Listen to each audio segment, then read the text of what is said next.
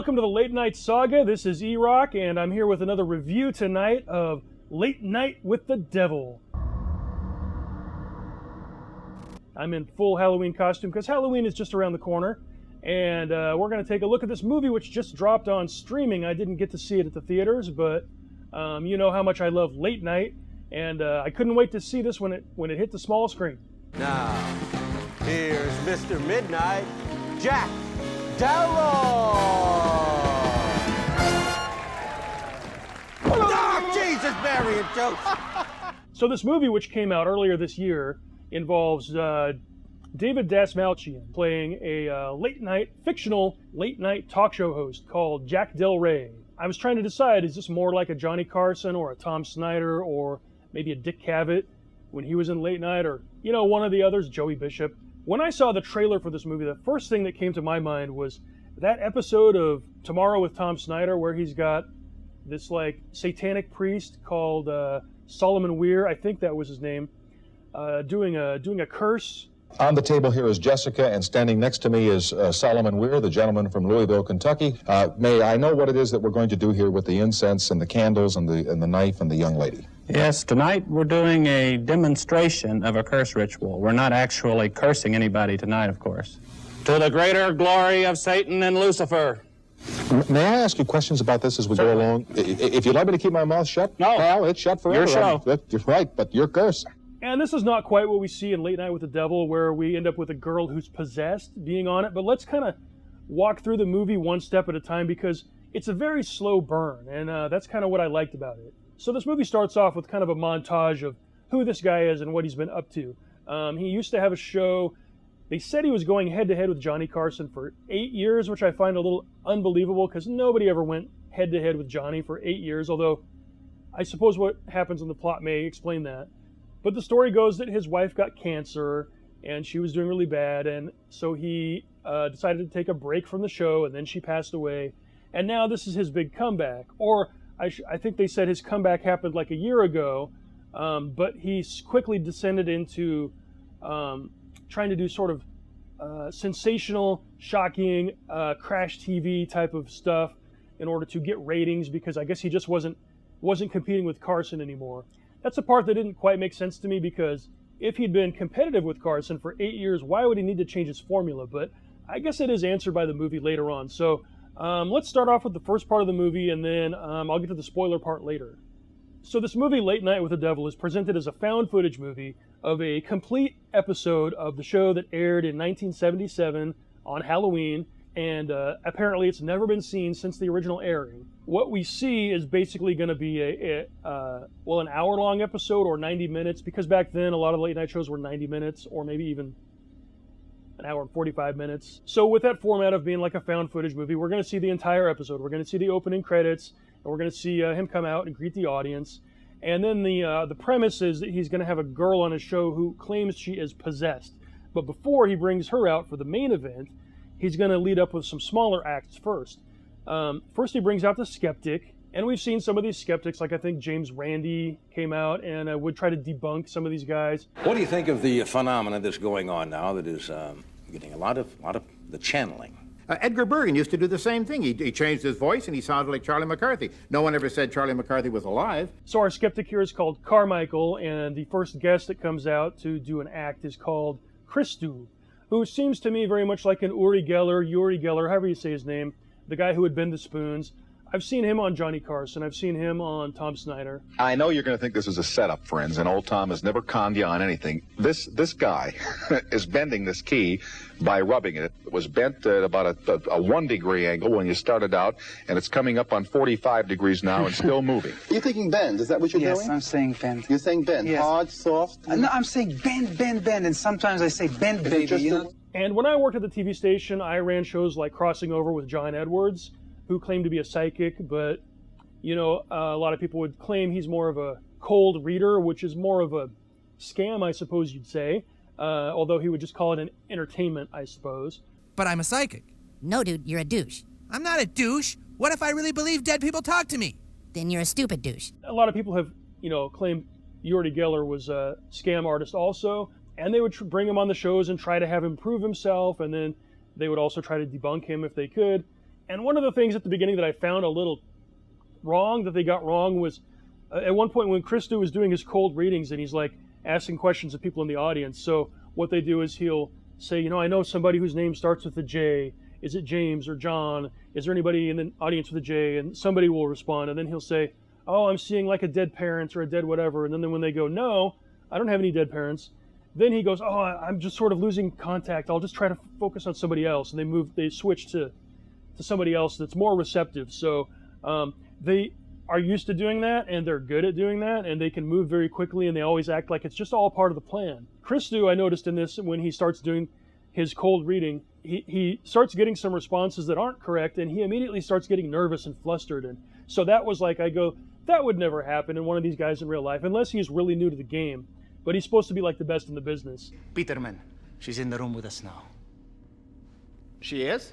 Your wife has crossed over, see? You could say that. She ran off with my neighbor 5 years ago. Sorry to hear that. Oh, don't be. My golf game's never been better. No, but there is a... But of course, because it's a movie about supernatural stuff, spoiler alert, Christo starts like speaking in voices and things start happening that he wasn't prepared for. And maybe something sinister really is going on, and he gets spooked. He starts bleeding, or he starts shooting oil out of his mouth or something weird. So they rush him off stage, they keep the skeptic, and then they bring in the girl, and this is kind of like The Exorcist. It's a teenage girl who claims she is currently possessed, I suppose, by an evil demon. One of the gimmicks they do in this movie is they keep cutting away. Anytime he says, okay, let's go to commercial, then they'll cut away, and the movie will show us behind the scenes of what was happening during the commercial break, which is all shot in black and white instead of color. And it's like, well, who's shooting that footage? So it's like, this is supposed to be a found footage documentary, but like, that footage wouldn't exist. Nobody's filming backstage during commercial breaks in the 70s on these TV shows, are they? I don't think so. Maybe because it was a big special event because they're going to have the possessed girl on TV tonight. But then what they use that for in the story is the doctor who comes in with the teenage girl is saying, this is all a really bad idea. We shouldn't be doing this. I really don't think it's a good idea, Jack. She's becoming more unpredictable. See, unpredictable, that's a good thing. That's why we still do live TV. I mean, it's what's going to help sell your book. And it's like, wait a minute. You're the one who brought her here. And she's kind of like, I was trying to talk you out of this to Jack. And it's like, well, you didn't have to bring her. You could have just not showed up, right? So that was all like, I get that they were trying to foreshadow that something bad was probably going to happen, but it's like it didn't really make sense for the story. It's like if she felt that bad about it, she would have just not showed up. Instead of showing up and then trying to say, hey, let's not talk about the possession, right? And then, of course, we get to the final act where the girl who's possessed comes out and Jack asks her to summon the demon so that he can talk to the demon. What a great concept for like a late night talk show fictional movie about, a talk show host who actually invites a demon onto his chat show to have a conversation. And of course, it's all true. The girl really is possessed and the demon shows up and starts going crazy and everything kind of goes off the rails. So the chat doesn't last very long. It would have been interesting to actually talk. I'd like to see Tom Snyder talk to a demon for, an hour and a half. May I ask what we've done so far? We've called up the demon, Abaddon, the destroyer. Abaddon is now here in the room, okay. What are we going to do now? Keep the knife blade. We have the image of the victim. This is the guy we don't Yes. like? Yeah. Mm-hmm. Let him feel the heated point sinking into his arrogant face. Solomon, you sound like you really mean this. You promised me it was a demonstration. Practice makes perfect. And then, of course, there's even more tomfoolery on top of that because then Carmichael, the skeptic, pops in and says, oh, wait a minute. All that stuff that you thought you saw, you didn't really see. I hypnotized the whole audience and I made you see things. Do you think we might be able to get a close-up? So then you kind of question the reality of everything in this movie. Like, has anything that those of us in the audience seen been real, or has it all been fake? And that seems a little manipulative, but also, added another layer of fun. This whole movie was just kind of ridiculous, but fun, especially for someone like me that's into late night TV. And then the other thing that they hint at in Jack's past is that Jack, for some reason, was part of this occult group that met up out in the woods, and he said it was just a self-help group, or it was like a fraternal order. It was like they mentioned the Grand Poobah at some point, and I go, really, like the Flintstones, like the Water Buffaloes, it's supposed to be like that? Established in the 1800s and counting among its members politicians, entertainers, and captains of industry, The Grove has long portrayed itself as a harmless summer camp for the rich and powerful, but speculation swirls around its taste for arcane ceremony. I'd have thought your high-powered friends at the Grove could pull a few strings. I think you overestimate their influence. And so we get these hints that Jack is not such a squeaky clean guy, that he may have a past, and he's somehow involved in these occult things with his fraternal order. The girl keeps saying that she had met him before, and he either doesn't remember or he pretends not to. I'm kind of leaning towards maybe he doesn't remember. Another guy that they mentioned throughout the movie that we don't really see much of until the end is Sandor Diabo, who is the head of this demonic cult or whatever. The enigmatic Sandor Diabo. Abraxas shows us there is no good, no evil, no redemption. People online have said that he was basically inspired by Anton LaVey, who was a character in Los Angeles in the 70s, 60s, who was the main priest or owner of the Church of Satan. Man is not a creature to be redeemed, but one who must recognize within himself his own potential, his own liabilities, and deal with them accordingly. I know he was on the Johnny Carson show, I think in the 60s. Unfortunately, there's no tape of that. Boy, I'd love to see that. I don't think that one exists. This was the whole satanic panic era, and a lot of people were talking, and a lot of the TV hosts were more like taking it with a grain of salt and just saying, here's these guys claiming to be, satanic or working with demons, and they're just people. And especially if you look at Anton LaVey, he seemed very much like a showman, and he was doing talk shows and making a celebrity out of himself. Would you like me to show them how the sign of the curse works? Sign completely of the curse? different. How does it go? No, not at you people out there in the audience, but this is the difference. Aim it toward Red China, would you? This is the sign of the horns, a curse sign, the two fingers extended. This way, spread apart for sort of shotgun blast. Yeah, what are the other ones? The other one's one of the pox sign, that's 3 fingers extended. A pox on you? A pox on you. During the Middle Ages, this was... Yeah, oh yes. But You're originally... a bad cat. Well, you have to be bad to be good. But of course, Jack has a secret. His secret has to come out. And I'm kind of trying to figure out how badly they were trying to paint him. Was he evil? Was he part of this cult even? I don't think he was really, maybe, but he sort of made a deal with them in the past or something. He's a little unsavory, but who knows how much. But then, of course, at the end, when all hell breaks loose, special effects are going crazy and people are flying around the studio and everything's going nuts. And that part was really fun. They also mentioned at some point that this show is live to air, which also struck me as a little wrong. These shows were always pre-taped unless it was Saturday Night Live. Very few of these shows were ever live to air. They weren't generally going to be bringing an audience into the studio at 11 p.m. to broadcast a show live. Even if it was 8 p.m. on the East Coast and like 11 p.m. on the West Coast, which is where I'm at here, generally not common practice. Usually they wouldn't do a show later than like 5 p.m., 5 or 6 p.m., and tape delay it. So that was kind of one of the points they bring up, was that this one was actually live to air. I don't know why they pointed that out, because I don't know how that affects anything. Are we meant to believe that any of the crazy stuff that happens in the show is actually affecting the audience that saw this in 1977? Because they say that nobody knew what happened there that night. So obviously nobody saw it. I guess people who were watching on TV saw it, and then nobody else has ever seen it. I guess that was the point. Switch off your television. Turn off your TV set. Stop watching this. Turn it off! Still, it was a lot of fun. It was like a genre mashup. It was like, let's do an Exorcist movie and let's do a possession. Although they never try to exorcise the demon, they just try to summon it, and that kind of takes the whole movie. And then the ending, just everything goes nuts. So the idea of mashing up this crazy, possessed girl movie with a TV talk show, that's right up my alley. I loved it. It was a lot of fun. Okay, so now I'm going to go ahead and get into the spoilers that I was warning about earlier.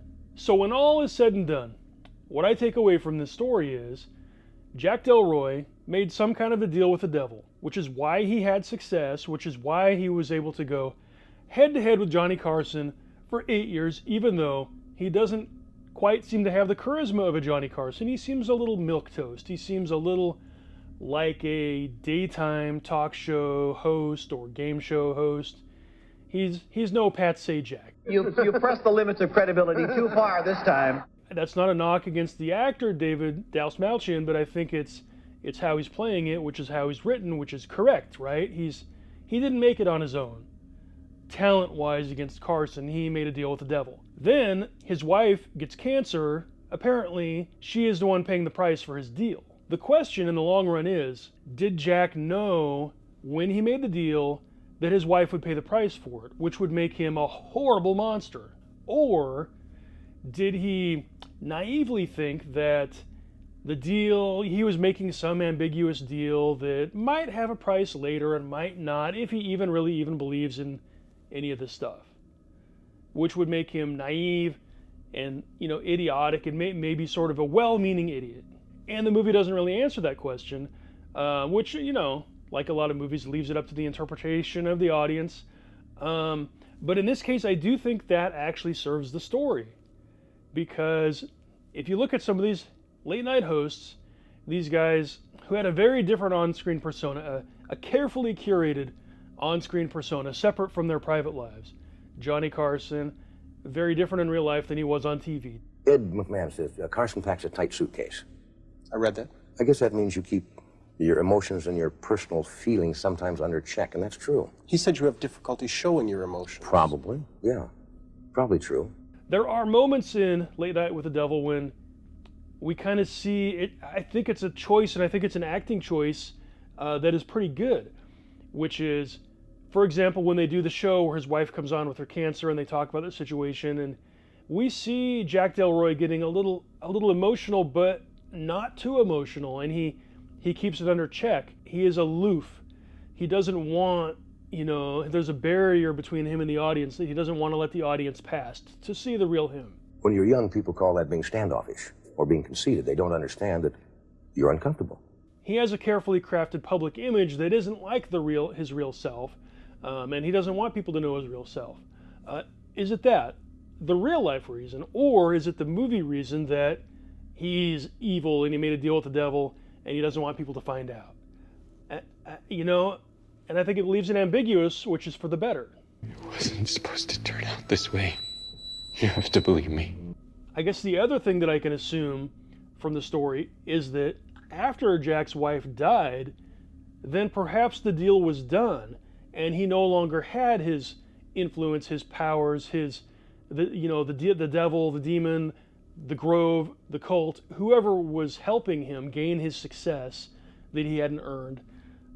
I guess that all went away, and that's why after his comeback, after his wife's death, he was no longer successful, and that's why he's now doing the crash TV, the crazy stuff to try to get ratings. You used to be the f***ing man, Jack. What the f*** happened to you? Huh? Which, if you think about it, is a pretty bad deal for him. He only got 8 years of success, and then his wife dies, and now the success is over, and now he's back to zero. But if that were true, I think he would be even more desperate to maintain the success that he's had, and I think that he would be the one, to an extent, he is egging on this situation with the possessed girl, maybe beyond the point of safety, but is it because he is so desperate for the ratings that he'll do anything? Look, you are ready for this. You told me that you're ready, all right? You know you did. Yes, while there may have been a few lapses of judgment on my part, this is your time. You've done the work. You're not going to back out right now. Because we don't really see him get that crazed, but again, maybe he is that crazed and he's hiding it behind the carefully curated persona. Maybe he's not even letting his friends, the doctor lady, maybe he's not even letting anybody in on the fact that he is just desperate for this show to just go off the rails. I don't know. I don't know what it all adds up to in the end, but boy, it was a lot of fun getting there. I don't believe we've been acquainted. Don't be a fool. We go way back. We met amongst the tall trees. Remember? Just as a fun bit of trivia, I was wondering, since this movie says it takes place on October 31st, 1977, who was actually on in real life that night? It looks like Dick Cavett had Woody Allen, and Merv Griffin had Steve Allen. That's interesting. And I don't remember who Carson and Snyder had on that night. I'll have to look it up and put it in the notes somewhere. all this late night business got me thinking about Tom Snyder again, and something I always wanted to review was his appearance, which I think might be his only appearance, at least as himself playing a host of The Tomorrow Show, in a TV show called McCloud, in an episode called McCloud Meets Dracula. So this is a little before my time, but McCloud, I guess, is a cowboy cop who moves to the big city to become a detective in New York, wherever they're at. The name is McCloud. I'm looking for the Lauren Belasco residence. And so here's an episode where Cowboy McCloud is trying to figure out who is committing a series of murders that have all the telltale signs of a vampire. We have a dead man on our hands, that the wound on his neck is almost definitely not a gunshot wound. That rules the sniper out. Now, wait a minute. Let's don't rule anything out until we get this fella down at the morgue. So the interesting thing is that McCloud was not a weekly, hour-long TV show. There was a rotating series of movies, so like every week they would have a 2-hour movie. And 1 week it would be McCloud, and then 1 week it would be Kojak, and then 1 week it would be Columbo, and then McMillan and Wife, whichever one, they would rotate. But boy, did this thing feel like they stretched it to fill the 2 hours. Almost nothing happens in this thing. I like Dennis Weaver. He seems like a nice guy. He's interesting to watch, but first of all, it's like a mystery of who is the murderer, but there's no mystery, there's no suspects. This is all talking. McCloud talks to his captain, McCloud talks to the coroner, he talks to the reporters, he talks to his girlfriend who's a reporter, and he talks to his partner, and then when he's done, he talks to all of them again. There's actually only one suspect. Actually, there's no suspects in the movie until like the last 10 minutes. So what happens is, McCloud's girlfriend is watching TV, and she sees this old vampire movie, and the actor playing the vampire, who's called Lauren Belasco, is played by John Carradine, who's basically doing a version of himself. Carradine in real life had played Dracula, or Alucard, in House of Dracula and House of Frankenstein, and Billy the Kid Meets Dracula, and a bunch of other movies. Here he's kind of playing, he's supposed to be the world's foremost expert on vampires, so they get the idea to talk to him. Funny, they never suspect him of being the murderer, but they say, whoever the murderer is, surely has written you a fan letter sometime over the years. This is their big plan to find a clue to this case. And they say, we want to go through all of your fan letters and see if we can't find out who the killer is. This is what they keep referring to. They keep referring to his collection of fan letters as the records. My records are downtown.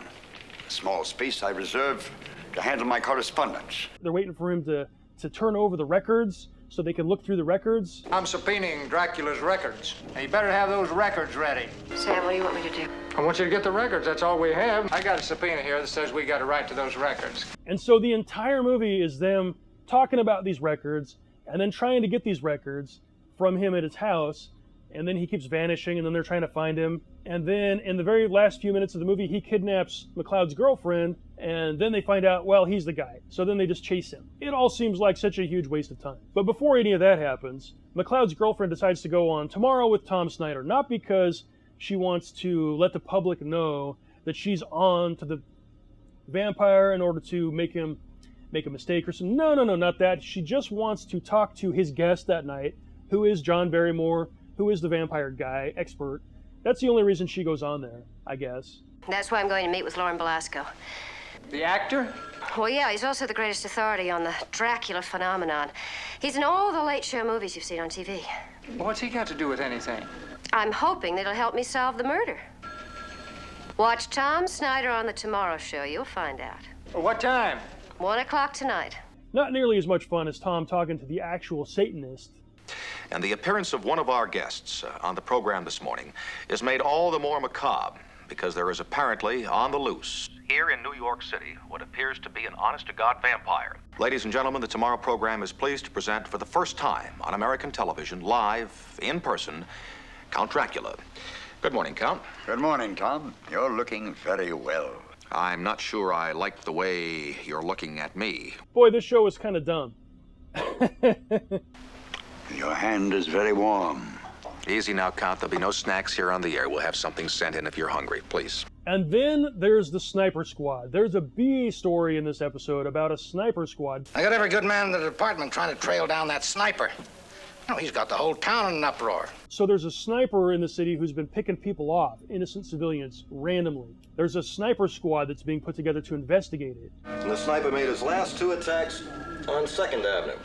Now, it's Brademan's theory that if we cover a radius of 8 blocks with rifle teams concealed on the rooftops, we'll at least stand a chance of being in a position to spot him. The whole 2-hour movie, they're talking about the sniper squad, and McCloud was trying to get himself assigned on it so he could run that case. And then he kind of gets distracted by this vampire case, which is totally unrelated, that he doesn't even want, until all of a sudden, you know, it kind of winds up in his lap. Oh, McCloud, I got an assignment for you. I got an assignment. This one comes from the chief. Now, come on, Joe. I got a chance to tie up with a sniper squad. Maybe that's what the chief had in mind for me. What is it? Bats. Bats? How do you do, McCloud? My name is Count Dracula. So then at the end of the movie, when he's chasing the vampire over the rooftops, he just randomly stumbles across a sniper, punches him out, and handcuffs him to a rail, and then takes off to go chase the vampires some more. And the sniper squad just goes, "Hey, did you hear something over there?" And they just come looking. "Oh, hey, somebody found the sniper for us," and they gift wrapped him for us. Nice work, both of you. That's the way we found him, Chief. In cuffs. In cuffs?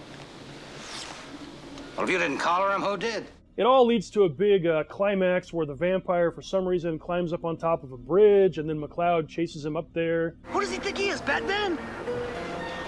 Dracula. And then he jumps off. And that's the end. That's it. Case closed. Maybe not surprising to find that this was the final episode of McCloud. They probably had reached rock bottom. They had no other ideas. Hey, it's kind of like the character in Late Night with the Devil, you know. His ratings are declining. He's just going for shock now. So I guess McCloud was going for some shock value of its own. Just, let's do the vampire episode. Why not? So if you're looking for a late night themed Halloween adventure, I would definitely go with Late Night with the Devil. As for McCloud and Dracula, well, that just kind of bites.